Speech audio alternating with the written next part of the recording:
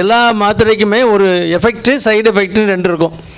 ஒரு any chemical molecule நீங்கள் ஒரு மாத்திரை எடுத்துக்கிட்டோன்னா அதுக்கு வந்து சைடு எஃபெக்ட் இருக்கும். இப்போது ஒரு ஆன்டிபயோட்டிக்னு சாப்பிட்டா வயிற்று கெடுத்துரும்.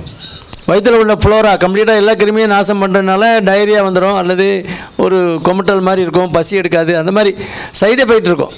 இந்த கால்சிகாட் ரிட்டார்டுங்கிற அந்த கால்சியம் சேனல் பிளாக்கர் அந்த குரூப்பில் உள்ள மாத்திரை எல்லாமே அம்லோடிப்பின், நிஃபிடெப்பின், டிப்பின் வர்ற மாத்திரைகள் எல்லாமே அந்த ஆங்கிள் எடிமா வரும். அந்த கரண்ட பக்கத்தில் ஒரு வீக்கம் வரும். அதோடைய சைடு எஃபெக்ட். அது சிலர் கொஞ்ச நாள் கழித்து வரலாம், சிலருக்கு போட்டு ஒரு 10 நாள்லேயே வந்துடும். அது வந்துட்டுனாலே அப்புறம் அவங்க அதே தான் பார்த்துக்கிட்டு இருப்பாங்க, காலையே தான் பார்த்துக்கிட்டு இருப்பாங்க, ஏதோ கிட்னிக்கு எதுவும் ஆகிட்டோன்னு தெரியலையே அப்படின்ட்டு. அதனால் அது தயிருக்கு அதுக்கு சம்மந்தம் இல்லை. நீங்கள் தயிர் நிறைய சாப்பிடுங்க, நான் உங்களுக்கு மாத்திரை வேறு மாற்றி தரேன்.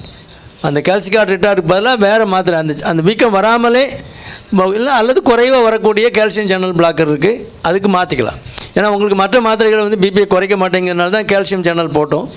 அதனால் உங்களுக்கு அதில் வேறு குரூப் இப்போ அந்த எடிமா குறையாக வரக்கூடிய மாத்திரைகள் இருக்குது, நான் அதுக்கு மாற்றி தரேன். நீங்கள் காலையே பார்த்துக்கிட்டு இருக்காதீங்க, மற்ற வேலையை பாருங்கள்.